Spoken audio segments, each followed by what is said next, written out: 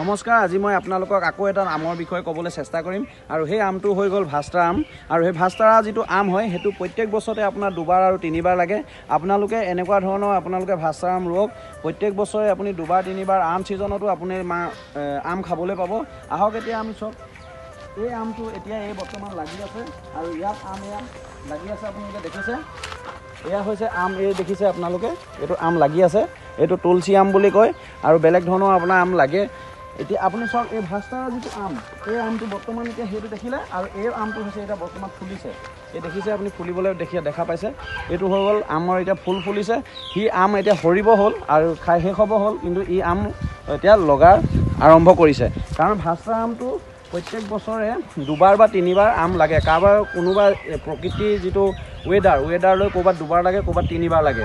সেইকাৰণে এইটো আগত এবাৰ অলপ দিনৰ আগত ফুলি শেষ হৈ গৈছে, এতিয়া আকৌ নতুনকৈ ই ফুলিছে আৰু এই ভাষ্টাৰা আমটো এটা গ্ৰাফটিং হয়। মই তাৰ বিষয়ে আপোনাক দাদাই সম্পূৰ্ণ জনাব আৰু দাদাৰ মুখেৰে আমি জানো আহক।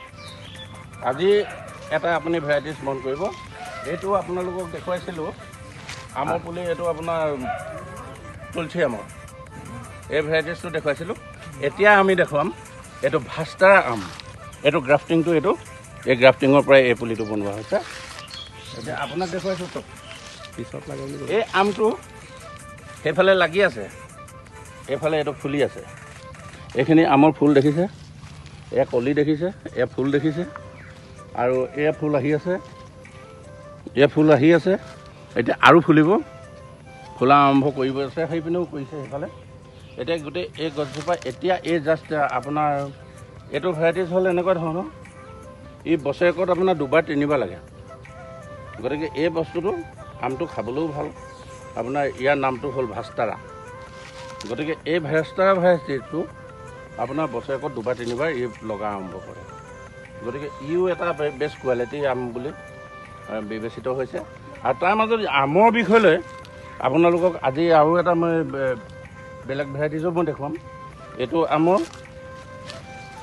আপুনি এইজোপা গছ বেছি নাই হোৱা, আপোনাৰ 2 বছৰ 2.5 বছৰ হৈছে।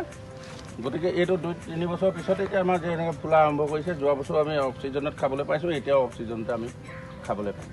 এইখিনি তলখন চফা কৰি ৰাখিব লাগে। চফা কৰি ৰখাৰ পাছত ইয়াত পানী যাতে জমা নহয় সেইটো আপোনাৰ ব্যৱস্থা কৰি ৰাখিব। তাৰপিছত ইয়াত কীটনাশক কিছুমান মাৰিব লাগে। আমি কিছুমান কীটনাশক মৰা নাই, এইটো আমাৰ সময়ৰ অভাৱত, কিন্তু কীটনাশকটো মাৰিলে এই কুমলীয়া পাতটোত এটা পোক হয়।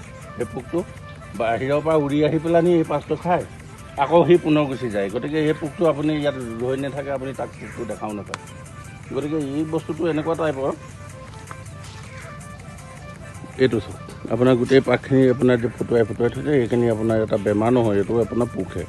এইটো বাহিৰৰ পৰা সেই পোকটো আপোনাৰ জোনাকী পৰুৱাৰ নিচিনাকৈ এটা পোক আহে, সেইটো পোকটো আহি পেলানি পৰি ইয়াত তলফালৰ পৰা খোৱা আৰম্ভ কৰে। পাতৰ ওপৰফালে নপৰে, সি তলফালৰ পৰা পৰে। গতিকে সেই পাতটো খাই পেলানি কিছুমান গুচি যায়। এতিয়া ইয়াত আপোনালোকে এটা সেই কীটনাশক EC25 বা একালছ 25 বা মালাথিয়ান, ট্ৰাইচেল এনেকুৱাকেইটা আপোনালোকে কীটনাশক ঔষধ স্প্ৰে কৰিলেও এইটো আপুনি ছাকচেছ হ'ব। এইবিলাক পুলি আমাৰ ওচৰতে পাব। আপুনি এইবিলাক পুলিৰ বিষয়লৈ আপোনাৰ কিবা যদি জানিবলগীয়া থাকে, আমাৰ কণ্টেক্ট নম্বৰ দিয়া থাকিব। আপুনি কণ্টেক্ট নম্বৰ মতে আপোনালোকে এইটো আমাৰ নাৰ্চাৰীৰ পৰা নিব পাৰিব।